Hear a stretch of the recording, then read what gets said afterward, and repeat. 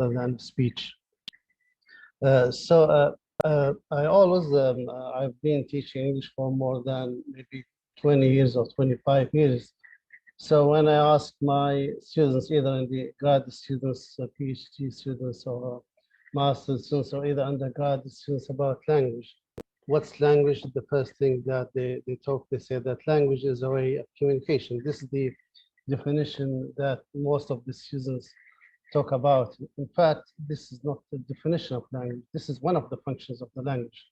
If you are asking me about what's language, so I can say nothing about that, because language is something abstract that we do without thinking. So we can never define something that we cannot see, we cannot touch, and maybe just only something abstract that's processed in the brain and transferred through the mind to the reality to be speech. So this is my point of view, and the other point of view is that we don't know the language that we speak. Even us as speakers, we got just only maybe 10% of what we say, because language is not a way of communication. Language is a way of miscommunication. As we know about language, it starts with the body language. So when I say this, it means come, but there's no another explanation for this is the language. This is understood by everyone. But the speech that we say, maybe it's deceptive. Maybe we are using the language as a kind of a cheating, or maybe, and this is maybe by the politicians. They use the language just only to cheat their people. This is my point of view. So I'm going to talk about the language as a way of miscommunication, not a language as a way of communication, namely various culture. So before starting, I know what's language. As I said, that for me personally, I don't find any definition for the language, but maybe I can say that there are some features, there are some characteristics, there are some functions for the language, but to define the language in specific, I don't think it's appropriate, because language is something abstract that we cannot see, we cannot touch, so we can never define. Such as we cannot define something like death or sleep, for example. Just when to say death is that to stop life, whereas sleep to maybe to be unconscious. But other than that, we can never define something abstract. As they said, that language is something we do without thinking. So when I speak, I don't think. If I think, this is not language, maybe this is another thing, but not language. So I see just only what's Sapir. Of course, when we talk about language, when we talk about linguistics, we have to talk about Sapir, Chomsky. So here Sapir say language is primarily human. As we know, we have to differentiate between the human language and the sounds of animals. Of course, there are differences between the language of the speech that's used by people, which is language, and the animal sounds. I'll show you later what are the features of language, what are the characteristics of language, of the sound to be language, and how to differentiate it between language and the animal sounds, such as Hayakawa say that there are differences between the human language and the animal sounds. So language is a primary human and non-incentive method of communicating ideas, emotions, and desires by means of a system of voluntarily produced symbols. So here, Sapir focuses on about the emotions. Of course, when we talk about the emotions, we can never understand, we can never get the meaning of the word without the emotion, which we call paralinguistics or paralanguage. For example, the sigh.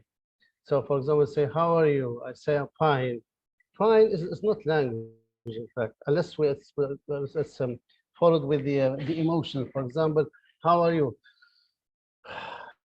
I'm fine. So you understand that I'm not fine, though I say fine. So what gives that you are not fine? Not the language, not the word, but the sigh, the emotion that's followed by the using the word fine.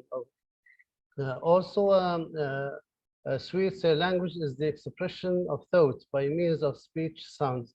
So here, Sweet focuses on the process of the language. As we know that we are born, we got all the languages that are all in the world, about maybe 6,773 languages they are in our brain when we are born. That's Chomsky called universal grammar. Say that all people got the language when they are born, and what she calls it also innate.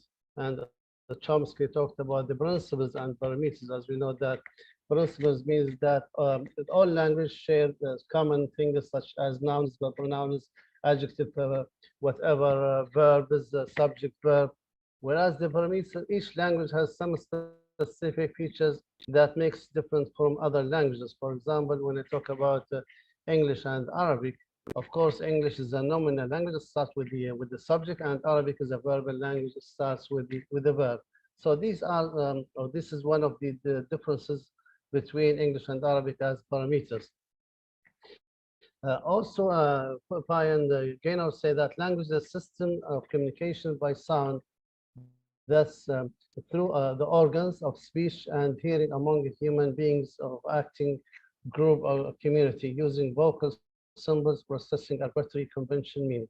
So here Pi talks about the place of articulation and the manner of articulation. So he considered that language is language when the vocal cords, let's say the tongue or the teeth or the lips that move to transfer the speech. Otherwise, if it's in the brain, we call it dead language. So it's not language, but it's dead language. It's considered as language when it's transformed into the reality to by vocal cords, namely the tongue. So we can say that language is a system of speech here. Speech means that we transfer the abstract knowledge in the brain through the mind into the reality to become a speech, manual or written symbols human use to communicate. So language might be vocal, might be body language, might be written. But here in our presentation, our maybe speech, or in our discussion, I'm focusing on the vocal because this is the one that I said it's deceptive. Or of course, it's different from the vocal or the spoken one and the written one. When we talk about the spoken one, as I said, that language is something we do without thinking. Actually, we commit a lot of mistakes while as long as the other party understands what we are saying, this is language.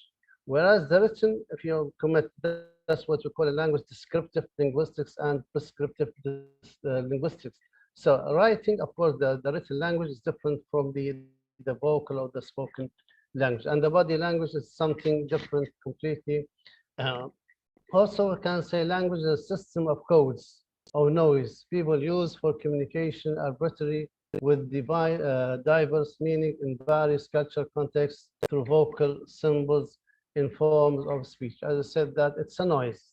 Language is a noise that's produced by the sender or the speaker to be received by the receiver, and the receiver makes the decoding. If the receiver fails to decode the noise of the sounds of the codes, so in this case, the speech becomes just only noise of codes without being a language. So language is considered language when it's decoded by the listener, the receiver. Otherwise, it's not language, just only sounds or noise, whatever you can call it.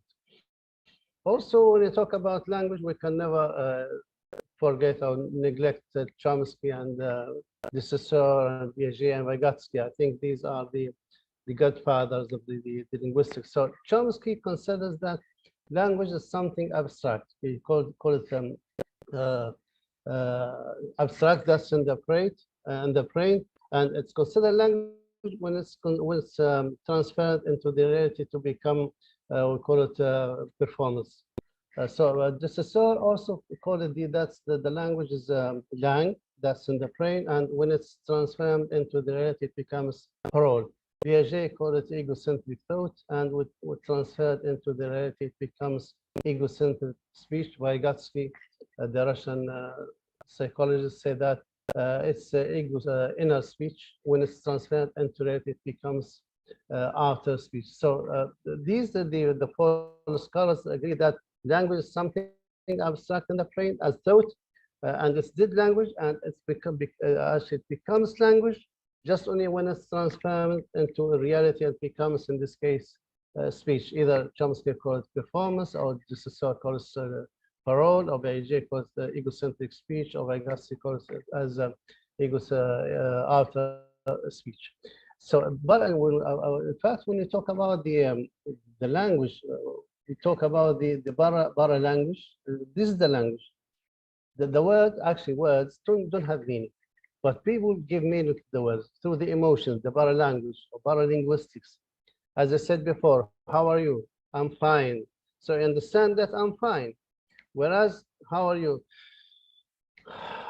I'm fine. You understand that I'm not fine. So I say fine. So, for example, here we say thank you.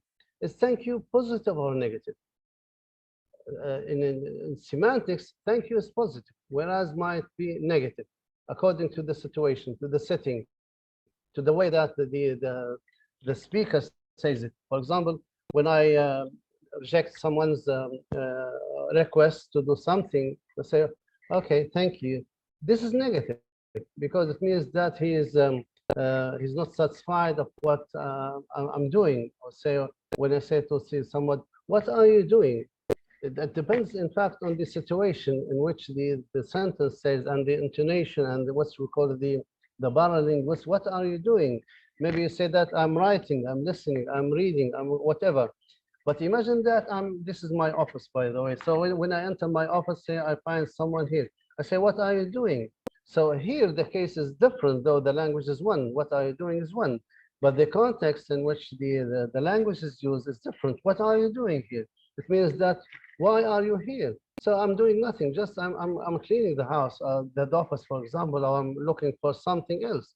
Or maybe when I see in the exam when I pass, also I find someone's making wrong something wrong. What are you doing? It means that you are rubbish. You are doing rubbish. This is not what I'm asking for example. So the language that I'm using actually differs from one situation into the other situation. That's according to the paralinguistics or paralanguage, according to the emotions, the gestures, the body language, whatever. This is in one context. How about the language in different contexts, in different cultures? Let's say that what's accepted in one culture might be unaccepted in another culture, based on the people's beliefs and what they think. For example, in Arabic culture, as I'm belonging to the Arabic culture and Muslim cultures. So, for example, when you pay for when I pay for someone, it's normal in our life that whereas if, we go as friends, we go to a place to drink coffee, for example, when I pay for the older people. This is what actually we get used to. Whereas in the Western culture, I used to live in the United States for a while. So if you pay, this may be a kind of insult, maybe. You don't have to pay for me, even for the close friends. This is according to the norms, the traditions, the culture that they are living to. So let's go and talk just only in brief about what are features of language. How can we say that this sound is language and this sound is not language? I said that Hayakawa differentiated between the human language and the animal sounds. So what makes the sound language? What makes this noise, in other ways, sound language? There are some, of course, there are some features for these sounds to be a language. One of them is the arbitrariness or arbitrary. Language is something of the noise, of the sound, of the cause should be arbitrary. Arbitrary means there is no relationship between the sound and the object. For example, when I say a door, a window, we don't call this window because it has the features of window. No, we call this window because people agree that we call this window. So if we agree as a group, we agreed to call this donkey, so this is donkey, according to how, but there's no relationship between the object and the name we call it. Another way, there is no relationship between our emotions and maybe whatever inside. Sometimes you find people and they smile and they hug you, but inside they hate you. So there is no relationship between the sound, the action, and what's there in the inside. Whereas for the animals, there's a relationship. It's not arbitrary. That's why we say that the sound of the animal is not language. Why? Because there's a relationship. So when the cat arches its back, means that it's going to attack. Doesn't mean that, no, it's necessary to agree. Not because the cat is honest, no, because this is the feature of the language. So the feature of the language, there is no relationship. Whereas the sound, there's a relationship. So when the dog actually moves its tail, it means that it's friendly. So of course, the dog will never cheat you. Whereas people, they cheat you. I mean, as I said, that they smile, but they inside they hate you. They maybe shake hands warmly, whereas he actually or she is hiding something bad to hurt you. So there is no relationship. That's what we call arbitration. Convention, it means agreement. People agree to call this, for example, object computer. So there is no relationship between this and the feature of computing. Does now the computer is using other functions other than the computing, for example. There is no relationship between the object, for example, door and the features of the door, the chair and the features of chair. No, people agree to call this object with this name. No matter, even in India or in Arabic or whatever language, they agreed that to call this object with this name. There's no relationship between the object and the features. Also, displacement. As I said that for the cat, so the cat, when it arches its back, it means it's going to attack now, not in the past or the future. Whereas in the sounds, to be called the language, in a human language, we can talk about something in the past, we can talk about something in the present, we can talk about something in the future. Whereas the animals just only, for example, the birds sing when they are happy at the moment. They don't sing just only because they were happy last week, for example, or they will be happy in the tomorrow or next week.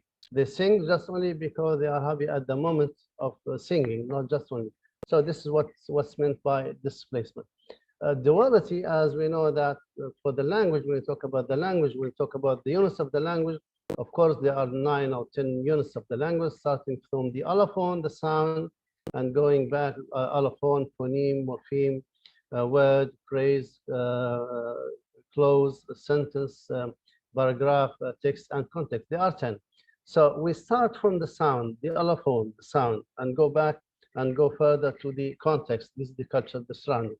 So duality means that, as we know, that in each language there are some sounds, and of course a number of sounds, a number of letters, of phonemes, allophones. So when we talk about, let's say, English, there are 26 letters and 32 sounds. In Arabic, because I'm aware of Arabic and English, as you know. So in Arabic, we have actually 29 or 28 letters based on Hamza. Some say that Hamza is the sound and the letter, so we can consider there are 29 letters and we have 34 or 35 sounds. So out of these 35 or sounds or 32 in English, we can create a limited number of sounds. We can create a limited number of words. We can create a limited number of letters, of sentences. This is a duality. Also, productivity. Productivity, as I said, that we can create a lot of words. Also, the other thing is that we can talk about something that we haven't heard before. Out of the words, as we said, that we have 28, let's say 26 letters in English, 32 sounds. We can create a limited number of sentences that we haven't heard before. That's because we are creative, in contrast to the animals that they do just only something, we call it innate, natural. Whereas we learn languages. We can, as for me, I can't talk to for English. I can talk Italian because I learned these languages. Whereas animals, I don't think that the dog can talk the language of the cats, or the cat can talk the language of cows, because this is innate, natural. Whereas we learn the language. Also, as people, we say words because we hear our ancestors, our fathers, our mothers, our sisters, they use it. So we transfer it from one culture into another culture. These are some features. Of course, language. The last one is the language is a way of communication. We use the language to communicate with other people, whether they understand or not. Yeah, it's not the idea. The idea is that we communicate. Also, when I talk about language, I think language is identity. I can identify the people when they speak, when they talk. So I can say, not because of the accent.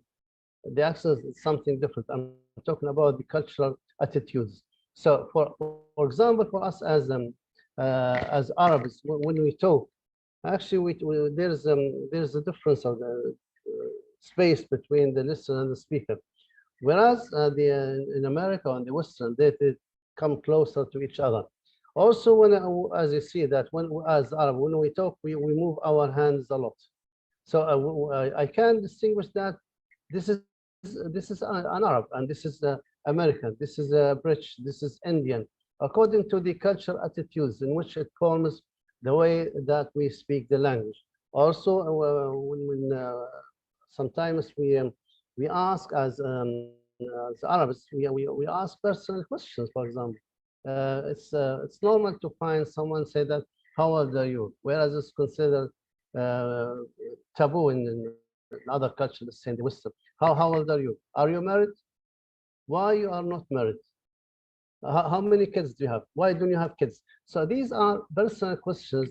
Actually, they determine or they specify our identity as Arabs. Whereas in Western culture, they don't ask such these questions. Language conveys cultural ideas and beliefs. Language has a dual character. It's both a means of communication and a carrier of culture. So as I said that when I talk the language, I can identify that the culture or the region that I'm coming from.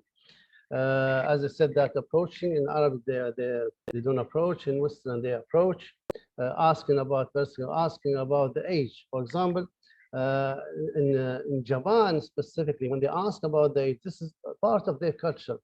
So in Japan, when they ask about the age, they determine the language to be used. If they are older, they use, of course, more respectful language. If they are younger, they use less respectful language. So using the age or asking about the age is different from that when you ask about the age in Western culture, which is considered as taboo. It's not polite to ask about the age in the Western culture, whereas in our culture as Arabs, we normally ask about the age, though it's not good for a lot of people. Also, when you talk about the language, we say what are levels of the language. So here we talk about actually 5 levels of the language, which are the 5 levels of a grammar. When we talk about language, it means the grammar. So the first level is the level of phonology. Of course, when we talk about the phonology, we talk about the sound system, the vocal system. Also morphology. Morphology is the internal structure of words. We talk about the level of the word. Syntax, of course, the order or the arrangement of the word in the sentence will go above. The semantics, actually, semantics is the study of meaning. As we know that the meaning of words, where pragmatics is that how people use these words. Of course, there's a difference between semantics and pragmatics. And then in communication, actually, we focus on the pragmatics, not semantics, because words don't give meaning.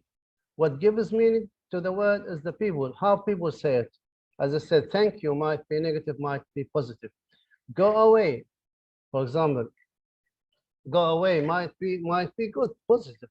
If there's, imagine that there is a problem here in this place and someone is going to be killed. When I say go away, so I'm here, I'm saving his life. Though it's the word itself is negative, but in this context, it's positive because I saved his life from being killed. So people actually give meaning to the word, not the word itself. Also, what's the function of language? As I said that language, as we talked before about the language as written or vocal or symbols. So language, the functions of the language, namely there are 3 functions of the language. One of them is literary, that's according to the writing, as we said that Writing, we have to use the prescriptive because we have time, we have to think. So when I write well. When I talk, it's not necessary to talk well, but it's necessary that I convey meaning. So, for example, but the most important thing is that when I talk, I talk without thinking, because when I talk subconsciously. I'm not talking now aware of what I'm saying. That's because I'm talking subconsciously. So, when I talk consciously, so that's not language. For example, when I say, namely for kids learning language, when I say, how old are you? When I say, I am 7 years old, this is not language. It's not language. So, but when I say 7, this is language, because language is a way of communication. So no one is expecting that to say, I am 7 years, because when we talk about the word, of course, we talk about the lexical meaning and the functional meaning. And each sentence, there's only one word or maybe two words. That's the meaning. And the others, they have function. When I say, I am 7 years old, so just only 7. This is that has lexical meaning, and the others, they have functional meaning. So as long as I'm looking for the communication or the connection, so I'm looking just only for the word 7. The others, they don't have any meaning, but they have function. As we know, the function of the language, English, that it starts with the subject. The subject should be followed with the verb, etc. So these are the other words, maybe 7 or 8 words. They have functions, and just only one word that has just only meaning, and I'm focusing on that word. Language sometimes is social. So social means it has no meaning. So when I say, for example, how are you? Fine. So this is not language, because there is no communication. The communication happens just only when there's interaction. Say, how are you? Fine. So sometimes, namely in our culture, we repeat the same question. Sometimes we answer instead of the receiver. How are you? Fine. How are you? Fine. How are you? Fine. How are you? Fine. It's a kind we call it chit chat, just only a social activity, just only to this, because becomes just a kind of daily routine. How are you? Even if you find someone, so how are you? Even if the one is sick, how are you? I'm expecting the answer. Fine. If he said, for example, or says not fine, so I say, why? You have to thank your God. You are fine. Don't be pessimistic, something like that. So I'm asking, and I'm waiting for the answer. I know the answer, in fact, in advance. This is what we call a rhetorical question. So I say, how are you? Fine. So I'm not waiting for, and the other one say, how are you? Fine. And the how are you? Fine. How are you? Fine. How are you? Fine. Actually, it keeps repeating this maybe 10, 15 times. It's not just only, it's just not a way of communication. So how can we, for example, transfer how are you to be a kind of communication? If I am asking about something in specific, for example, instead of saying, how are you? I can say, how's your leg? I heard that you had an accident yesterday. Oh, my leg, it's hurting a lot. Yesterday I had an operation. Oh, how is it now? So here's the communication. Whereas, how are you? There's no communication. The conversation ends from the beginning. How are you? Fine. How are you? Fine. How are you? Fine. How are you? Fine. And the conversation stops here. Whereas when I'm asking about something specific, for example, how's your hand? How's your leg? How's your wife? So here I'm asking about specific thing to show my interest, so to show that I'm going to contact talking with you. So here, this is in this case that this becomes language. The function of the language is a way of communication. So we have to differentiate between the written, the social, we call it chit chat. For example, good morning in the morning. This is not language, because this is a kind of social activity to be used as chit chat that everyone that gets used to when he or she meets someone in the morning.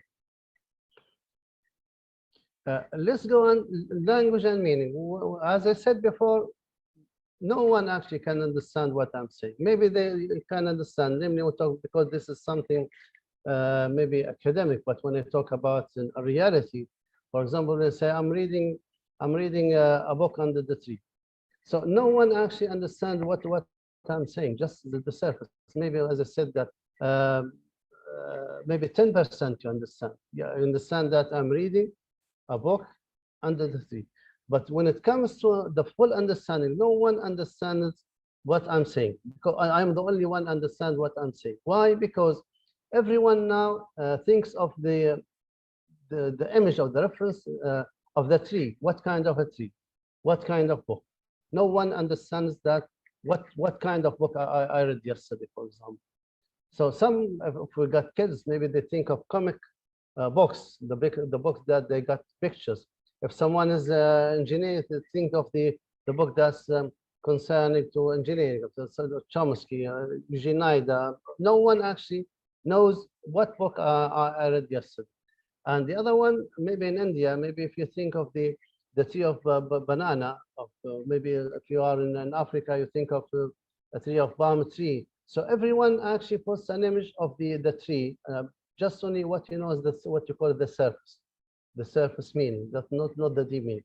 The only one knows what kind of books, what kind of trees is just only the speaker, me. So here, as I said, that no one understands. Maybe you understand the surface, and actually, when you talk about the language, we don't talk about the surface, but we talk about the deep. What's meant? Why? Why? Also, the other thing. Why? Why did they say this? Why did they say I read a book under the tree? There are some, we call it hidden meaning. No one knows about that. Maybe a kind of showing off to say to show that I always read books. Maybe to show that I have a farm. There are a lot of interpretations. We call it entailment. We call it a lot of interpretations for everyone. What's the interpretation according to his own culture, his own beliefs or own perspectives, so that no one understands what I really mean. But maybe you understand the words, but you don't understand the meaning. Meaning actually is difficult to understand because, as I said, that words don't have meaning, but people give meaning to words. So here we talk about reference and sentence. As I said, that every word I say that has reference and sentence. If you can't get the reference, maybe you can get the meaning. If you cannot get the reference, you can never get the meaning. And the reference actually is different from one culture into another culture. For example, we talk about the dragon, for example. The dragon in China, Wales, actually it's positive because they consider it as protective. So maybe you know that someone from China here, they make the festival of dragon in China, and also in Wales, they put it in the flag. Whereas the dragon in our culture, in Arabic culture, in Western culture, maybe in Indian culture, it's something negative because dragon is something horrible, an animal that kills, and that the fire comes out from the mouth and destroys the harvest, destroys the country. So here, actually, reference. Sometimes we not sometimes, most of times we can never achieve, we can never reach the reference that we have in the speaker's mind. So here the symbol, of course, when we talk about the language, we talk about as a symbolic system, not the sign system. As I said, that there's a difference between the symbol and the sign. The symbol, if there is no relationship, and the sign, when there's a relationship. In language, we call it intersemiotic. So the symbolic system of language can never give similar meaning to the same word in different contexts. As I said, we can never get the same meaning for the different contexts, even if within the same context, let alone if it's in a different context. As each person has a specific perspective to what has already been seen or thought. For example, talking about a tree is unclear. As I said, I read a book under the tree. No one will get the kind of the reference or the image of the tree that I read. So let's talk about what are levels of meaning to get the language. Of course, we got 3 levels of meaning, even at the level of the word, or the level of the sentence, or the level of the text. When it comes to the level of the word, of course, we got the denotative meaning and the connotative meaning. The denotative meaning is the dictionary meaning, the dictionary found in the meaning that is found in the dictionary. Whereas the connotative meaning, the effect of the word on the people that are using the word in the community. For example, I'll give you an example about the word dog. For example, if I ask about the dog in India or in Arabic language or English, whatever Japanese language, when you say a dog, you say that it's an animal. So When I say an animal, here the listener will put the image, the reference of a large number of animals: lion, cat, tiger, elephant, whatever. So maybe millions of images will be in front of his eyes when I say an animal. So I say with four legs. So I put the images of the animal with four legs. A tail, we put the image. Fangs. So in this case, we'll eliminate the elephant and the animals that don't have fangs. Ears, for example. And when you say barks, so here the image will go to the dog. So barks, for example, owl. What's the owl? We say a bird. So we got maybe hundreds of birds. When I say that with wide eyes, so we put the we try to limit the number of the birds to maybe to the owl, to the hawk, to the eagle, to someone. When I say that can see in the dark, so in this case we go directly to the owl. Let's say the pig, for example, and other examples of say, of course. So these definition is one in either Arabic, Indian, Chinese, Japanese, English, whatever language. When you go to the dictionary, you will find that the definition is one for the whole for the same object or the same animal, for example. But when it comes to the connotative meaning, the effect of the word, actually, the effect of the word is different from one culture into another culture. For example, specifically when I talk about the dog in the Western culture, you know that it's considered as a pet, and they're considered as a symbol of faithfulness. When they say, for example, in English, they say, "You are my lucky dog." This is positive, and this is a kind of praising, optimum kind of praising. When you say to someone, "You are my lucky dog," it means you are my faithful friend.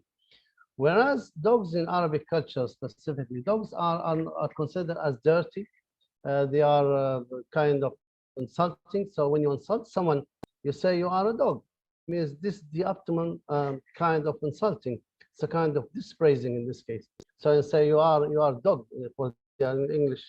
If you say you are my lucky dog, this is a kind of praising.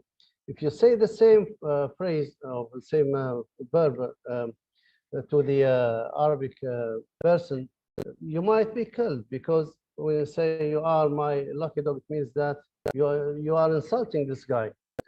When you say, for example, your face is such as an owl, for example, an owl in the English culture actually refers to wisdom. It's a kind of praising. Whereas when you say it to here in Arabic culture, you say your face such as an owl, it's a bad omen. It means that you are not good. So I even said that you might be killed, maybe you might be insulted, or maybe you might be fought. So also the pig in Arabic culture, namely in Muslim cultures, we can never talk about pigs. We don't eat pigs. We don't talk about pigs. We don't even actually. I'm talking about the an incident that happened to me when I was in the States. Actually, I was doing my PhD in the University of Columbia. So a friend of mine, she was from Taiwan. Actually, at the time, we took a class of the struggling readers, and we are assigned to search about those who are struggling reading and try to tackle this problem. A friend of mine from Taiwan, actually, she asked me to come to my daughter. At that time we were fresh for the first year, and she wasn't talking English well, and she wasn't reading English well. So she asked me to come to my house and just really to take my daughter as a sample. I said, okay. For me, it was actually good, because she's she's my friend, and the other thing that she wanted to tackle the problem of my daughter reading English. But in fact, when she came, actually, my daughter didn't respond to her. And she came to me, the Taiwanese, she's now a doctor. I forgot her name. She came to me and said that your friend didn't respond. I said, why? She said, I don't know.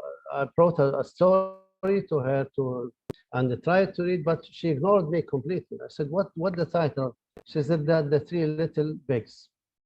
I said, no, that was actually my mistake, because in our culture, Muslim culture, we don't talk about pigs. We hate pigs. So even no matter whether they are these pigs are little or big, no matter. It's a pig. No matter whether cute or little or whatever, no. Clean, no. Pigs are pigs. So we don't talk about pigs. We don't eat pigs. We don't even like even seeing pigs. When we see the pigs, actually we get emotionally hurt. So we don't actually I at the time I conducted a paper and published in so Ivana three little pigs. I talked about this experience, and it actually I played myself at the time because I didn't tell my friend from the Taiwanese girl about don't actually bring something relevant to pigs, dogs, whatever, because in our culture, namely, I'm talking about pigs, they are forbidden. Even I conducted another paper. I published another paper about the qualitative meaning. I took the word big specifically. Maybe by the end, I can give you the findings and the recommendations about the. I selected 10 participants, 5 from non-Muslim regions and 5 from Muslim regions to see the effect of the word big on those participants. I try to, if I have time and finish on time, I try to give you the findings of this paper. So here we talk about what are levels of meaning. Of course, talk about the connotative meaning at the level of the word and denotative meaning. So in dealing with the language, we have to take care of the others, even not to hurt the others. Let's talk about the India, for example. We talk about cows, for example. We talk about cows badly. Sometimes we have people, those who are worship cows. Some people worship in India cows. So we can never ignore this fact. This is what they believe. As we believe, for example, in Allah. Actually, we don't believe in God. We believe in Allah. Some people believe in God, Christianity. Some people in India believe in cows. Some in Iraq believe in water called sabia. Some believe in mice in India, maybe in some Asian. So we have to respect these people because this is what they have grown up. This is what they have brought up. Because I said that culture is transmitted. So they transmit the culture as it transmitted generation after generation, and that's what they believe. So we have to respect their beliefs. We respect their traditions, their customs. No one says that you are right and you are wrong. No one says that no, my Allah is the right and I'm Muslim. No, only Allah, only God, or whatever knows about what's right, what's wrong. Our responsibility is to respect other people, to behave well, because language is behavior. Language is behavior, first of all. So when I go to the other levels with the sentence, as I talked before, when I say that I read a book on the tree. So this is what you got is the surface meaning, but there's something called deep meaning. Why am I saying this? Is it a kind of showing off? Is it a kind of maybe to show that I have a farm? It's a kind of to show that I'm educated, to show that I was busy last week and yesterday or something like that. So when I say, for example, it's hot here, it's hot. I ask what does it mean it's hot? It does mean the weather. This is the surface meaning, but the deep meaning might be maybe start the air conditioner, maybe open the window, maybe close. Depends on the situation. Maybe if I'm giving a class, a lecture, for example, and someone says it's hot, it means that stop the class, stop the lecture. We cannot endure anymore. If someone is coming to my house and say it's hot, for example, it means that let's go in.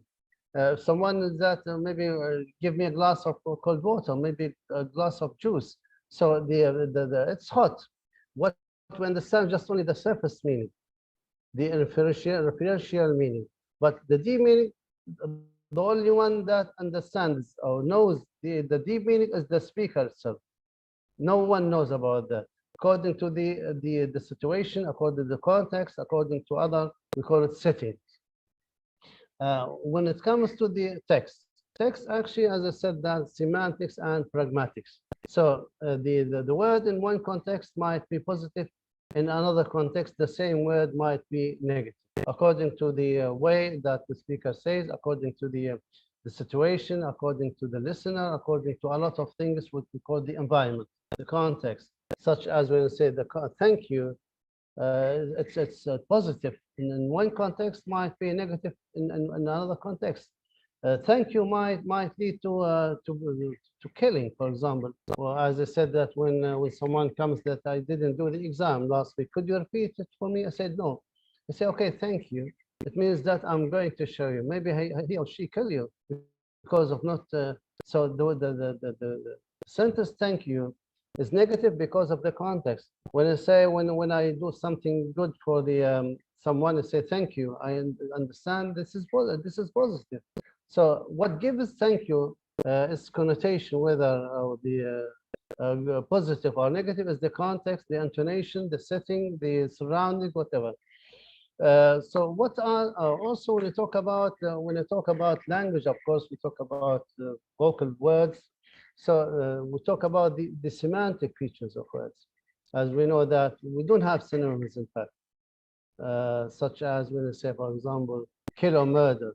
Actually, they are not synonyms, no, because there is at least one semantic feature that differentiates one word from the others. For us, for example, in Arabic, as we know that Arabic is rich with vocabulary. We have more than 300 names for the lion, more than 300 names for the sword, 100 names for Allah. In fact, we have every single name that has some semantic feature, at least one, that makes different from the other. For example, when you say Allah, Ar-Rahim, merciful, is different from Jabbar, strong. Jabbar means that he's strong, and it gives some fear of the word itself. For example, kill and murder, though they are synonyms, but in fact they are not. So when you say that he killed my son, for example, so killing here actually is maybe he might not be in prison because killing happens without intention. Maybe I'm driving my car and they kill someone, hit someone. So this is killing, whereas murder with intention. So here I'm planning for the process of murder. So here I'm guilty, whereas for the first one might not be guilty, maybe because by accident. So semantic features are very important in using the words. Actually, as I said, that we use the language, but we don't know what we mean. Sometimes because we don't know language, we don't know even. I'm talking even about my native language, Arabic. As you know that my native language is Arabic, but I'm too poor in Arabic, namely in the language of the Quran. I don't know understand. No one actually understands the Quran because the language is classical language. And every word, every single word has specific meaning that has specific features. Once I remember that when I was assigned to teach a class of translation to students at the University of Benghazi, that was 2004 or 2005. That was the class was translation, English Arabic translation. I asked my students, English people don't die. Why? So I said that you can search, you can go, maybe you can come tomorrow. If you answer this question, I give you extra marks. English people don't buy. The other class, they came and say, oh, but no, yeah, we got the answer. What's the answer? So because of the English, because of the language, because of the what, because of the English, the bridge that they invaded the whole world. I said, no, English people don't die, but actually they pass away. English people, they fear of death, the word itself. They try to avoid the use of the word death. So they don't say he died, they say passed away, he kicked the box. They use other synonyms with maybe semantic features less than the word death. Though passing away, kicking the box gives the same meaning, death, but they don't use the word death or die, for example. Also Arabic, when you say Arabic, don't commit suicide. When you go to, yes, why? Because the committing suicide is completely forbidden in Islam. So even to say that, if you go to the cemetery, someone said that, how was the accent? So that he threw himself from the building of the 10-story building. It's committing suicide, but he didn't say he committed suicide. He drank poisonous juice or water, for example. It's committing suicide, but because they avoid the use of the word committing suicide, they use other words to give the same meaning but different semantic features. So the semantic features of uh, death or kicking the pocket or the pass away, different. For example, when you say pass away, try to get the emotion. It's emotional, for example. Uh, gives emotion such as empathy, for example, to show that the others to be empathic with you, passed away. It's different from died. So even house, home, for example, I'm going home. Home is the family. The house is where that you can work. Maybe you can sell, you can whatever do. But when you say that I'm going home, the emotion of home is that to show that there's the family, there's the love, there's the, that's why I said home, east or west, home is best. Doesn't the house, home is best, means the family, home is the family. Also, when you say, for example, someone that you are a liar, of course, you might be sued. Maybe the other one might be angry with you because saying you are a liar. But when you say you don't say the truth, maybe he accepts this. Though you don't say the truth, the similar is that you are a liar, for example. So here, the semantic features of words are very important. One of the obstacles that, in fact, as I said, that language is a way of miscommunication, that namely in different cultures, in different languages, they use words as a way of misleading. For example, as we know that we Muslims, we fast in Ramadan. Actually, نصوم Ramadan, fast, say fast. If you go to the dictionary, you find the word fast is that stop eating or drinking from dawn to sunset. This is the definition of fast. And for those who are not, let's say, Arabs and they are Muslims and they enter Islam freshly, they stop drinking and eating from dawn to sunset. Whereas Saum or fasting is not it's not that. There are some spiritual attitudes within the word Saum itself. Saum or fasting is not just only stopping drinking or eating from dawn to sunset, but there are some spiritual attitudes. Of course, it's stop doing bad things. It's doing good deeds, charity, and invite poor people to host and do other things. They are not found actually in the word in the definition of the fast in the dictionary. Um, that's why once I found one in America, of course, that was from Russia, and he was smoking Ramadan. I said, "Are you a Muslim?" He said, "Yes."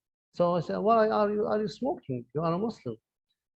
You shouldn't have smoked actually, because of the misleading of the word itself. Fast doesn't mean that to stop drinking or eating from dawn, but there are some other spiritual attitudes that found in the word itself cannot be found in other words. So, such as Junaida, for example, when we say when we transfer the word Lamb of God in the scheme, we said that seal of God. Why seal of God instead of Lamb of God? Because Schemo don't know lamb, don't see lambs. Lambs are not living there in Schemo. So he used another word just only to give the effect, try to give the effect, not the meaning. Actually, as we said that our target in using the language, not to convey the meaning, but to convey the effect that's found in the source language and to the target language. Also charity, when we say charity, zakah. Charity is in Islam, we have zakah. Zakah means that within, if you get money 1 year, so you have to give 2.5% of your money to poor people. Whereas the charity is not zakah. Charity is that to give people to money, and also when you say zakah, for specific people, not any people. For aqrabun, the relatives, and there are some conditions for charity, for zakah, whereas it's not found in the word zakah. Also drunk, there's a surah or ayah in the Quran saying, ويوم ترونها تذهل كل مرضعة عما أرضعت وترى الناس سكارى وما هم سكارى. Here Allah in the Quran talks about the judgment day, the final day, that people are drunk. Drunk in Islam, it means that you are unaware. It's a kind of, let's say, a horrible day. Whereas drunk in the Western culture, it's the highest, it's good because it's when you are drunk, you are in, as I said, that over the clouds, you are, that's good. Whereas here, it means that it's bad. So here we have to take care of the semantic features of words because it's very dangerous in conveying the effect. I'm not talking about the meaning, but I'm talking about the effect. Let's say let's go now and see language and culture as we give ideas about the language and the semantic features of the language, semantic features of words, function of the language. So see what's culture. As I said, that language is culture. Without language, without culture, we can never talk the language.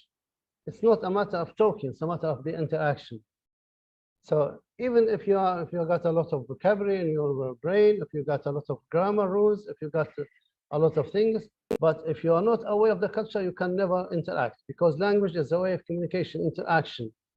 So if there is no interaction, even if you are aware of the all vocabulary, all the grammar rules, maybe the interaction is in a wrong way, misleading. So let's see, for example, what's culture? There are a lot of definitions of the culture. I see what we have here. So culture is the pattern of taken for granted assumptions about how a given collection of people should think, act, and feel as they go about their daily affairs. So here, when we talk about culture, in fact, we talk about the agreement among a group of people. Culture might be, even the family itself is a culture. Maybe there are some rules, some traditions to be applicable in a specific family. So this is culture. This is what we call it subculture or small culture. So here we talk about the culture. Maybe I'm talking about the whole community. Of course, when we talk about the culture, we can say the Indian culture, the Arabic culture, the English culture, the African culture, Canadian culture, whatever culture. And within the culture itself, there are subcultures. In India, for example, I'm sure that there are maybe hundreds of thousands of cultures. As you know, that there are maybe thousands of languages used in India. And in Arabic, of course, we have one culture, but within culture, we have subcultures, even within the same country itself. Also, culture is all socially transmitted behavior. I said that we got culture from our generations, from our fathers, mothers, grandfathers, and transformed one generation into the other. So it's deep rooted. So what I believe you can never change. Actually, it takes maybe time. Sometimes it doesn't take time. Even, for example, I lived a while in the States, so I still kept my own culture, the Arabic culture, or let's say the Libyan culture, though I lived there a long time in the States. Why? Because it's deep rooted, in fact. So actually, it moves my behavior, it directs my behavior towards the others. So it's not easy to convert to another culture. Arts, architecture, languages, signs, symbols, ideas, beliefs, norms, traditions, rituals, and others learned and shared in a particular social group of the same nationality. It could be, look here, when we talk about the culture, it could be based on the religion. As we know that I'm belonging to different cultures, the Arabic culture, the Islamic culture. So here, the Islamic culture might not be the Arabic, as you know that some Arabic regions are not Muslims, or maybe half of them Muslims, half of them are Christians. For example, Lebanon, 60% are Christians, 40%. So it's close to Christianity rather than, and even within Islam itself, we have Sunnah, we have Shia, we have so different cultures and different subcultures. Ethnicity, maybe I'm belonging to Arabs, nationality, I'm belonging to Libyan, and the like. Culture is handed down from one generation to another. I said that we got our beliefs from our generation, from our ancestors, another to give people their way of thinking and seeing the world around them. When you talk about the culture, of course, we got two types of culture, overt and covert. Overt is the culture that can be seen. As I said, that some culture that we can see, and maybe we can respect. But other cultures are called covert, that cannot be seen. And this is the dangerous one. When we don't know about this, our role as teachers or before starting teaching, the first thing that we have to is that to ask about the students, where are they from? Are they from the same culture? This is easy. But if they are from different cultures, this is dangerous. And we might, without intention, hurt some students by using some concepts that might hurt students. For example, as I said, that when I talk about cows badly as animals, and we got some students from India that might hurt them, as we talk about, for example, some talk about Allah for Muslims, or they talk about the Quran badly. So that might hurt Muslims, and likewise. So it's important that before starting teaching, we have to take care. We have to consider what cultures, what religions, what ethnicity, what nationalities. I don't talk, for example, about if I imagine that I'm teaching in the Gulf area, for example, I don't say Al Kharij al Farsi, Persian Gulf, though it's written there. I say the Arabic Gulf, Al Kharij al Arabi. Well, why? Because I have to respect. When I talk about, for example, Israel, I don't say Kayan Sahuni, say Israel. But whereas in the Arabic culture in Arabic region, I can never say Israel. I say that the Kayan Sahuni. That's as I said that to be faithful, I have to betray sometimes. Betray in meaning to get the effect, because we use the language to affect on others, not to convey meaning, to affect on others. For example, when Shakespeare said, "Shall I compare thee to a summer's day?" So when I talk about summer in the English culture, it's preferable because summer is the most preferable season in the English culture. Whereas when I say, "Shall I compare to summer's day" in the Arabic culture, let's say in India, for example, when the weather in summer reaches sometimes 50 or 45. So it's a kind of insulting because it indicates the humidity, sun, and we hate summer, in fact, in some cases because of the sun. The sun is oppressive, in fact, in Arabic culture, whereas it's favorable, it's beloved in the English culture because they're eager for the sun, whereas we are eager for the rain, not for the sun. Culture, okay. So here also we talk about the culture. We have actually another two types of culture. One is the ethnocentrism. In this stage, ethnocentrism, I said, people perceive the reality based on their own culture, and this is very dangerous, in fact. So ethnocentrism means that my own culture is the dominant one, and this is the only culture, and this is actually very dangerous. And actually, this is what leads what the extremists believe. So as you see that a lot of terrorism that happens because of this. They think that their own belief is the dominant one, the right one. They ignore the others.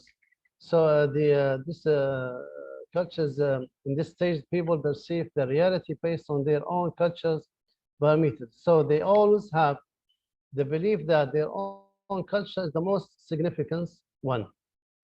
Accordingly, their own culture is superior. So they think that they say that this is my own culture and this is the most superior one, and the others are minor.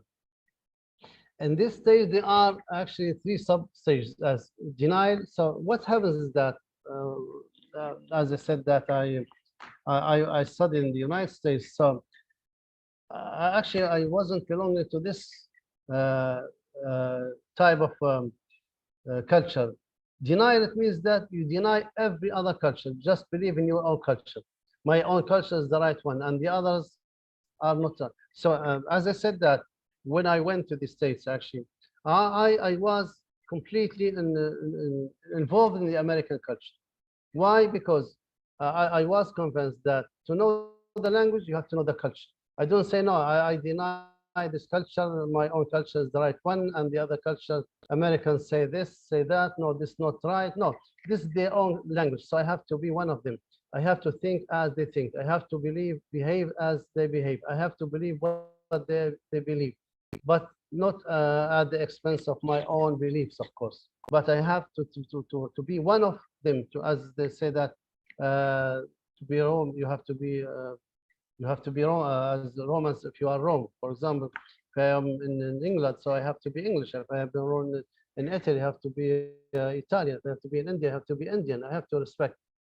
I have to follow the rules. I have to follow the traditions.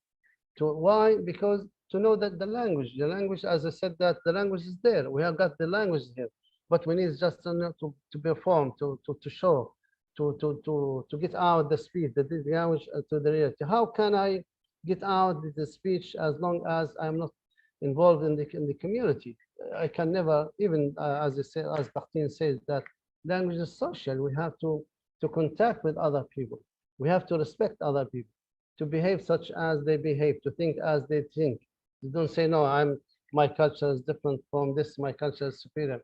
This is actually a mistake that we can never talk the language unless we are involved completely in the own culture of the language that we are learning. So denial, it means that we deny. Also defense. Defense is dangerous too, because defense, it means that you try to show that your own culture is the most superior, the right one. So you deny every other land. Minimization also is very dangerous. Minimization is that to minimize, to show that the other cultures are a minimum to your own culture, that they are inferior to all culture. The other one, which is ethno-relativism, in this stage, people recognize that cultures are different and not universal. Of course, every people actually have their own culture, and they believe in what they believe. So don't say that, no, because I'm Muslim, so I have to avoid talking with people from other religions. No, I have to talk. When I'm in India, I have to talk with Indians. I have to go to parties. I have to go, even actually to personally. I went to the churches. It's not a matter that I'm Muslim or I'm a Christian. No, it's a matter to know about the culture, the traditions, how people behave, how people think, how people use the language in the church, how people use the language in the mosque, how people use the language in the cafe, how they use the bar. So it's a matter of being involved in the culture, even when you are sleeping. So you have to think English. For me personally, when I sleep, when I was in the States or in England. So I was thinking in English. I was dreaming in English, not in Arabic. So when I come here in the Libya, of course, till now my kids they speak in English, they talk in English, but they behave as the Libyans. But in the house, because I got my own community, own culture, so I have to be the culture of America, even not to forget English and to use the American culture. So am I right? So they have to learn other people's cultures to get involved in interactions. The the stage contains three sub stages: as the acceptance, as I said, that they accept other cultures; adaptations, and as I said, that I'm trying to adapt my own culture to go with the American culture, for example, not to forget, not to of course to abandon my own culture, but to adapt this to go with the American culture, in this case, to be involved and to learn the language and to use the language. Our targets as teachers, maybe of English or whatever, not to teach our students to know about the language, but to facilitate them how to use the language. There is a difference, of course, between language knowledge and language use. As I said, that language knowledge, everyone has the language. As said, competence, Chomsky calls it competence. That's the abstract knowledge in the brain. What we need actually, how to use this competence into reality with other people, which is performance, as I said before. Copy देखोगे अप्रतिम touch Okay. पूरा नहीं किया ना second में Am I okay? पूरा तो नहीं किया ना Ajit, if you don't mind, mute the. So the last one is the integration. So as I said, that we have to integrate in the culture. If we don't integrate, we can never use the language. Maybe we know about the language, but we can never we can never use the language. I give you some examples about the as you said, that we have to know about the culture before knowing about the language. For example, when someone in English say that the weather is nice, for example, when I meet someone in England, say talk about the weather. So as I'm not aware of the culture, I might not understand what he means. Why does this guy say the weather is nice or it's raining? In fact, he says this as a kind of introducing himself, a kind of introduction to start the conversation. If I'm not aware of the English culture, we can never interact. We can never start talking with the other guy. In our culture, of course, if you come to me and say talk about the weather without saying Salaam alaikum or good morning or good afternoon, you will be ignored completely, because we start the conversation, our culture, by greeting Salaam alaikum, and after that you can ask, you can talk. Otherwise, you will never receive any response.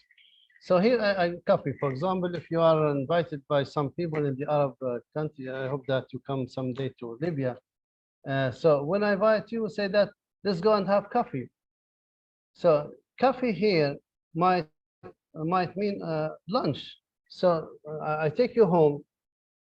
You might not expect to drink coffee. Coffee means hosting. So I take you home. Maybe I give you a juice, lunch, supper, dinner, whatever, but not coffee. So you might be astonished. Where is the coffee? Coffee in our culture means the dinner, the supper, the lunch, juice, whatever, but not coffee. Coffee itself. Though coffee is a symbol of Arab, of course, but when I say coffee, it doesn't mean that necessarily that I give you coffee, but I might give you some other things. Also lunch. When I say lunch, lunch in the English culture might indicate the hamburger or the French fries, whatever. Well, whereas in maybe in India, I don't know, China, of course, rice. Lunch means rice. Whereas in an Arabic culture, lunch means meat, heavy meal, in fact. This is the heaviest meal in the day. So, and lunch also in the English culture might last for maybe 5 or 10 minutes, whereas in Arabic culture might last 3-4 hours. For lunch, maybe if you are invited for lunch, so you find a heavy meal and meat, rice, pasta, whatever, 3 or 4 kinds of food, and after that soda, whatever, and after that it's followed by a nap, maybe for 1 or 2 hours. This is lunch. When we say that I'm going lunch, so it takes maybe 4 or maybe 5 hours, whereas lunch in the English culture might last maybe 10-15 minutes. Also for the, as I talked before, God actually in Muslim or Islamic culture, we are not convinced of God. Often we are convinced of Allah, because God means that Trinity, Father, Son, and Holy Ghost, maybe.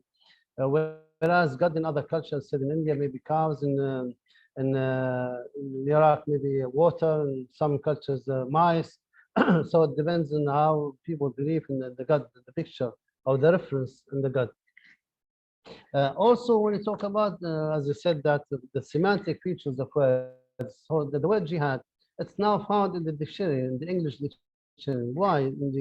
Because jihad means struggling. Struggle. The word struggle is positive. Why? Because strugglers, the ones that they fight against the enemies. Whereas if they put the word struggle I'm talking about those who are struggling, let's say, struggling against the enemies. They can, in English, they use the word jihad. It's found now to show that it's not struggling. It's another word. The jihad actually has the negative connotative meaning, whereas struggling has the positive connotative meaning. So they replace the word jihad with the word struggling with the word jihad to show that this is not negative, that's not positive. Also, girlfriend or boyfriend. Of course, in the English culture, if we say girlfriend or boyfriend, this is positive. If you don't have the boyfriend or girlfriend, there's something wrong in you. So whereas girlfriend or boyfriend, as know, is different from the wife and the husband. For this word specifically, girlfriend or boyfriend, we don't have any similar word in Arabic culture because the connotation of the word is positive in the English culture, whereas the connotation of the same word is negative in the Arabic culture. We cannot actually use words such as ashiqa, for example, beloved, because the ashiqa also in the Arabic culture is negative, and also we cannot use husband or wife because husband or wife requires a contract, a wedding, and something like that. So here we actually find difficulties or challenging in using the word because of the semantic features of the word girlfriend or boyfriend. Um, Also, when we talk about the language, I'm not talking about just only the verbal, I'm talking even about the symbols or the signs or the gestures or the body language. For example, getting off the car in the USA, if you get off, if you are coming from a different culture, and that happens actually a lot in the States on the United Kingdom. In America and the United States, don't get off the car. If the policeman stopped, you would so stay in the car. If you get off the car, you might be shot. Whereas in Arabic culture, in our culture, you have to get off the car and go to the policeman. So here's the difference here, the difference in the culture. If you stay in the car in the Arabic culture, you might be maybe insulted. Why don't you come? You have to come.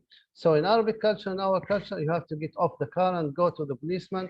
Whereas in the American culture, you have to stay in the car and the policeman comes to you. If you get off, you might be killed. Also, when you talk about the cultures, of course, we know that I don't know about India or other countries, but I'm talking about the Arabic culture. For us, time is not important, to be open with you. Time is not a commodity. Whereas time in the English culture, it's a commodity, it's important. That's why they say time is money. So they respect time and they use a lot of phrases of time. We have got a lot of phrases, even phrasal verbs, come on time, come in time. There is a difference between on time and in time. In time it means sharply, on time a minute or 2 minutes before or after.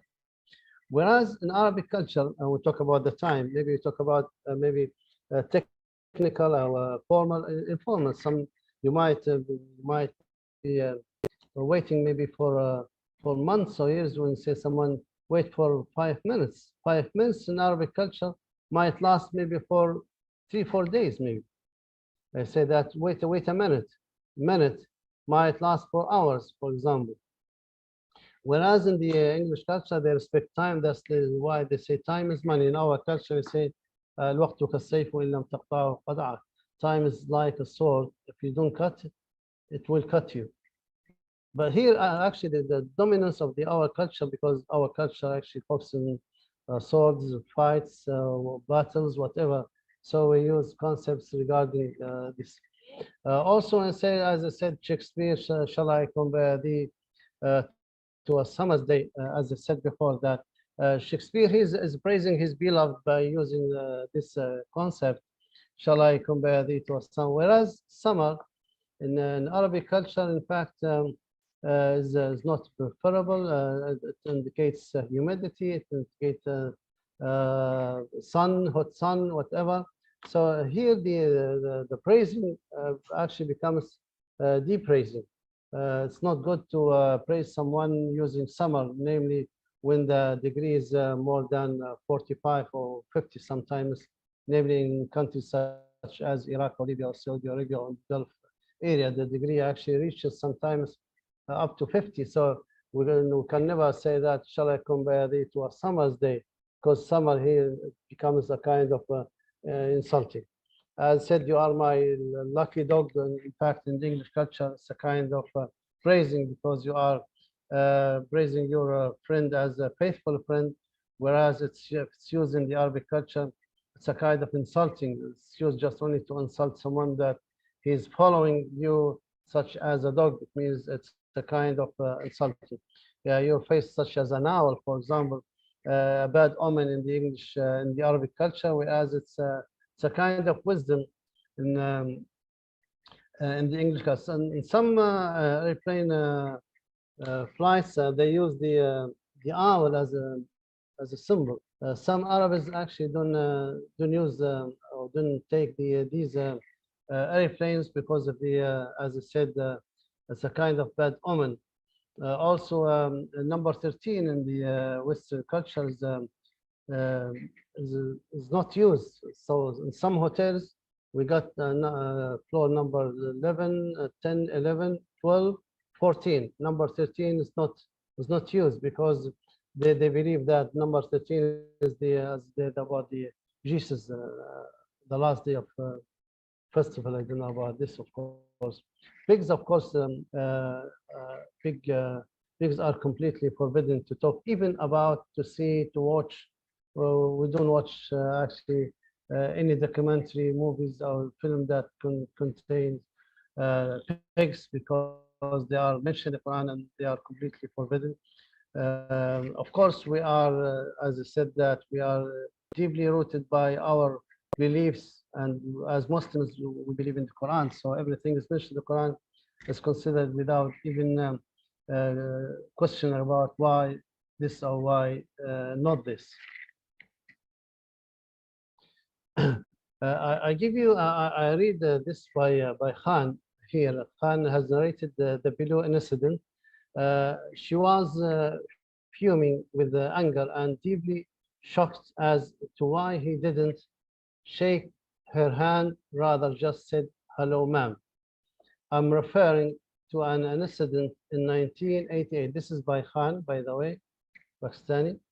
Happened in Karachi, Pakistan during a function where many diplomats were invited. The lady who was angry was the wife of an American diplomat, while the person who avoided shaking her hand was a high court judge. The lady thought she was not treated with respect, while the judge, as customary in most Muslim culture, out of respect, avoided shaking her hand and thus verbally greeted her.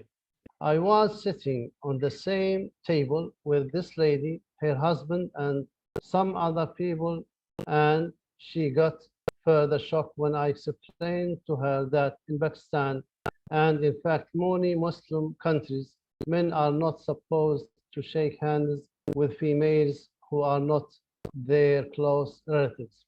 It was only then that she closed down. She called down. Of course, here, because this lady, of course, she didn't know about the Muslim culture. She was angry because of this action, whereas Muslims, as Muslims, we don't shake hands with ladies unless they are, let's say, not relatives, in fact, they're close relatives, such as sisters, mother, nephews. Otherwise, we don't shake hands. The other thing is that lowering head while talking, eye contact is very important. That happened actually to my daughter. Till now, she's still talking about this. Said that she lowered her head while the teacher was talking with her. This the kind of respect in our culture, whereas the kind of disrespect in the American. The teacher was actually angry because my daughter actually there was no eye contact, namely with different genders. Let's say when I talk with a lady, so I don't look at her, I contact, I lower my head. This is the kind of respect, whereas in the Western culture, the kind of disrespect. Uh, I don't know. I don't know. Am I right in the time? I don't know. I think so. Let's go to the. Am I right in my time? If am I right, so I continue. Otherwise, you can stop me. No, So, no, you're right. am I right? Okay, good. Yes. So, to go to the conclusion, understanding culture is core in learning a foreign language. So, as I said before, that without knowing the culture, you can never talk the language, even if you got the vocabulary, the rules, whatever. Because with people actually don't speak language, but people speak cultures. As I said, that language is a kind of identity. So we can identify the person, the country where they are, or where he's, or where they are coming from, according to the way that they speak. So, for example, I give you the weather is nice, or it's raining. This is in England. Where are you from? In America. How old are you in Japan? So these sentences, the weather is nice in England, it's raining. Where are you from? How old are you? In Arabic, if we wanted to transfer this into Arabic, so we can say good morning, good evening, or assalamu alaikum. Why? Because in England, if you wanted to start a conversation with someone that they don't know, that they meet for the first time, they talk about the weather. You say, oh, it's raining, it's sunny. It's not a matter whether they are talking about the weather, but it's a matter that they want to open the conversation with you. So in England, if they wanted to open the conversation, they talk about the weather. This is culture. In the United States, if they want to open the conversation, they ask about where are you from. In fact, they are not curious about the place where are you from, but they are curious. They want to start the conversation. For example, where are you from? I'm from Missouri. Oh, where is Missouri? It's in the Midwest. Which city? Colombia. Oh, Colombia. I've been there once. How? So here we start the conversation. We call it to break the ice, to start the conversation. In Japan, it said that, how old are you? So to specify the language to be used. In Arabic culture, imagine that you meet someone that you didn't know in the street, for example. When you say, for example, the weather is nice, or it's raining, or where are you from, or how old are you? You might not maybe get any response, or maybe the receiver will be angry. Say that you didn't, of course, within him or herself, say that he didn't even say assalamu alaikum, good morning, sabah al khair, masa al khair, whatever kind of greeting, and start talking. This is stupid. You will never receive any action from the other one unless you start the. So where are you from? The weather is nice. How old are you? Is comparable to good morning, good afternoon, assalamu alaikum in the Arabic culture. Also, we say non-verbal communication like signs and symbols differ from one culture into another. Of course, of course, for this one, it's considered as something positive for the most of culture, whereas in some cultures it's a kind of insulting, such as I think Bangladesh. I don't know whether someone from Bangladesh or Thailand. I think thumb up is a kind of insulting. Also, shaking hands with females in our culture is not, namely for the Muslims. I'm talking about the Muslims. So it's not supposed to shake hands with the females that they don't know. Also, the eye contact, as I said, eye contact for the male and female. So a lowering head while talking with the female is a kind of respect, while it's a kind of disrespect in the Western culture. Smiling for namely here in talking about the Libyan culture, because we are still keeping these traditions. We can never smile at the girl, for example, because maybe you might be asked, why are you smiling? Whereas it's necessary to smile in the Western culture. So cultural differences cause behavior and personality differences like body language, thinking, communication, manners, norms, and the like. Knowing about language entails knowing about its culture and vice versa. So as I said that we can actually symbolize or maybe the language, the relationship between language and culture as the iceberg, in which the visible part is the language, which is maybe represents maybe 10, 15%. And the hidden part is the culture.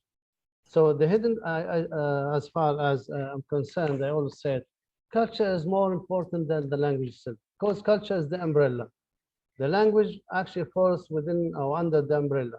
So if you want to know how to use the language, you have to be aware of the culture first, and later the language comes actually spontaneously, as I said that. We have to think as other people think.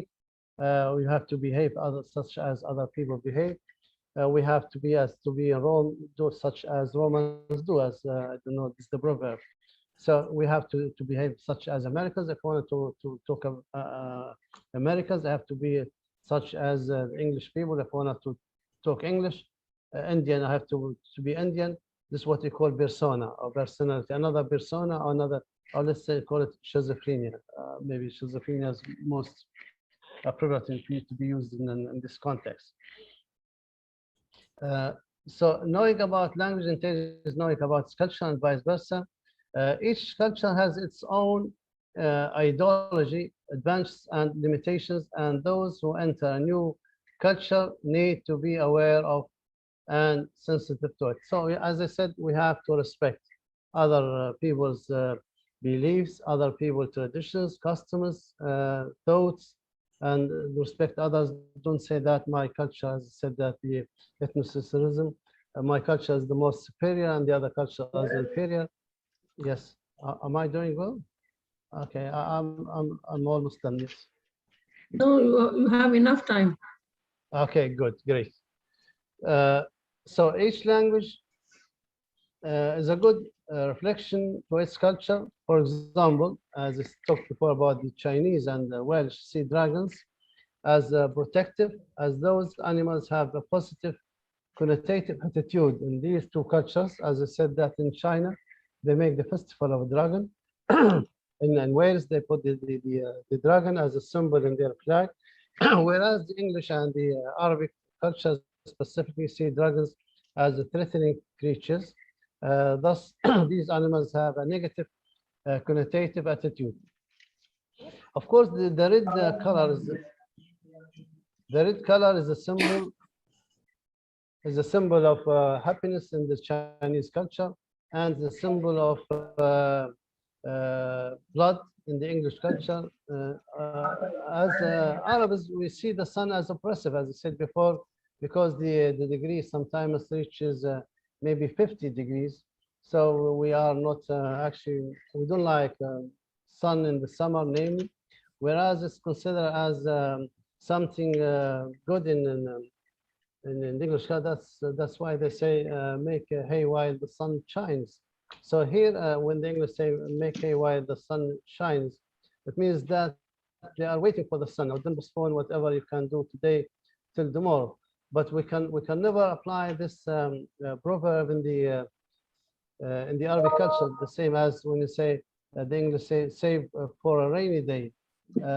So rain here in the English culture actually sometimes destroys the harvest, and it makes a lot of flood. Whereas here in the Arabic culture, we are waiting for rain actually. So we can never apply this proverb in our culture. Say that how come that we save something for something we are waiting for? We are waiting for rain, whereas the English culture they are not. The rain actually causes a lot of harm for them, destroys harvest and makes flood and other things. Just if I have time, let me see. Okay, as I said that, as I said, yeah, I think I have another 10 minutes. So after that, we can open, yeah, I can open the discussion if you don't mind. So here, when I say that, I conducted a study in for the Taiwanese girl that she conducted a case about my daughter struggling, and she brought the 3 little pigs. Actually, there was a mistake of. I sometimes I don't blame the Taiwanese girl. I blame myself because I didn't aware her that talking about pigs in our culture is completely forbidden. So I conducted a paper published in a journal there in the United States. So I go to the findings of this paper. So based on analyzing the data obtained from the participants interviews, so he talking about the concept pig has different associations in different cultures. So look here, I took actually 10 participants, 5 Muslims from Albania in Europe, Jordan in Asia, Somalia in Africa, Tajikistan in Europe, and Turkey in Europe. These are 5 Muslim countries. I took 5 participants. They were doing the PhDs there in the United States, and 5 non-Muslim countries from China, Taiwan, South Korea, Germany, and Spain. I asked them about the effect of the word pig in those participants in different cultures, Muslim cultures and non-Muslim cultures. Let's see the findings here. So the concept pig has different associations in different cultures. For example, seeing a pig in a dream in South Korea is an omen of good luck. So South Korea, when they dream of a pig, it's good luck. In fact, we don't, as Muslims, this according to my experience, I haven't actually dreamt of pigs in whole my life. The Taiwanese see pigs negative, but piggy, look here, there is a difference. Piggy. Pig is negative, but piggy is positive. Means that little pig is, the word piggy is positive, the word pig is negative. Whereas, as I said, that pigs are pigs, whether little or piggy, whatever. Though big and piggy indicate the same animal. And maybe that's why Ivana, this is the Taiwanese girl, Ivana selected 3 little pigs to deal with my dog. Those who use their hands in eating are called pigs in Spain. So in Spain, if you eat with your hands, whereas in our culture, namely in Saudi Arabia, they eat with their hands. They don't use the spoons. In Germany, pig is associated with dirt and bad smell. In China, pig is an indication to stupidity and silliness. The Turkish see that pig is a term called for angry people. Somalis call ugly people as pigs. In Albania, unjust people are called pigs. Language, this is not the second one. Language presents different meanings to same words, and these meanings change from one cultural context into another according to how people use and see these words in their communities. In this regard, of course, Omar, this is me, claims that meanings of words differ from one cultural context into another according to the connotative effects of these words on different people using them. Dictionary meanings can be seen and understood similarly in different cultural contexts, but connotative meanings vary according to the effect of a word in a community. In this case, Noida argues that people of different cultures can refer to different connotations while using the same language forms. For example, saying lunch, an Englishman may be referring to hamburger, French fries, or pizza, but a Chinese man will most probably be referring to steamed bread or rice. Whereas culture in our, lunch in our culture might last, I said, for 5 hours associated with an app. Cultural background about English helps English language learners understand connotative meanings of words in different cultural contexts. In this regard, Bobda explained that the cultural context helps understand the connotative meaning. It's the cultural context which determines the kind of association that a word has for us. When English language learners lack English culture backgrounds, their own cultures dominate their interpretations for English words. That's what we call ethnocentrism. This is seen in some of the participants' answers to the English proverb that's like putting lipstick in a pig, in which every participant's meaning was dominated by their cultural background. The participants' understanding of the word meanings is based on the effects of the word on people and their own culture. So there were different associations, attitudes, and meanings to the same expression. For example, pigs bring luck in South Korea and are completely forbidden in Islamic cultures. Lack of a cultural knowledge may result in communication failure even when the speaker is apparently fluent in the language. The confusion between cultural context meanings often causes misunderstandings and misinterpretations among people in different cultures. For the recommendations based on the findings obtained, the following recommendations are presented. It's essential that teachers consider meanings of words quantitatively, not denotatively, because these meanings change from one community into another. Teachers should be aware that effect that gives a word its meaning, not a dictionary. This might be supported, of course. Teachers should be aware of cultural sensitivity in dealing with their students in classrooms and fully responsible about acquiring full knowledge of all different cultures in their classrooms. Teachers should respect their students' cultures, whatever they are, and deal sensitively and carefully with their students' beliefs, religions, thoughts, traditions, and the like.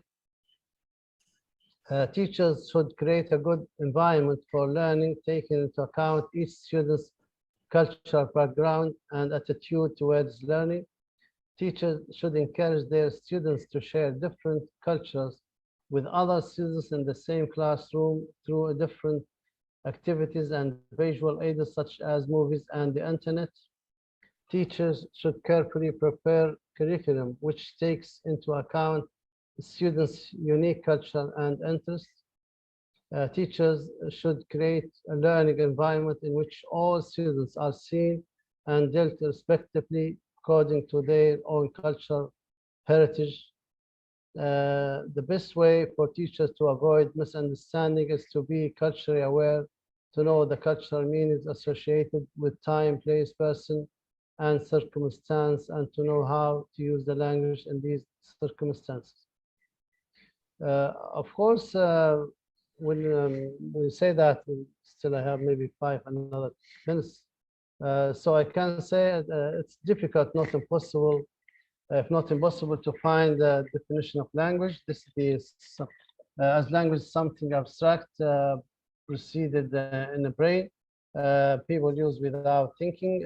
The symbolic system of language can never give similar meanings to the same word in different contexts, as each person has specific perspective, what has already been seen or thought. Of course, language is complete system spoken by language in a specific time and specific situation. The people who belong to that system can interact with one another and share ideas about what they have seen or felt. Language in such a situation is a reality to its users for conveying specific meaning in specific time, which indicates that words have no specific meaning. Rather, people give meanings to words in specific situation.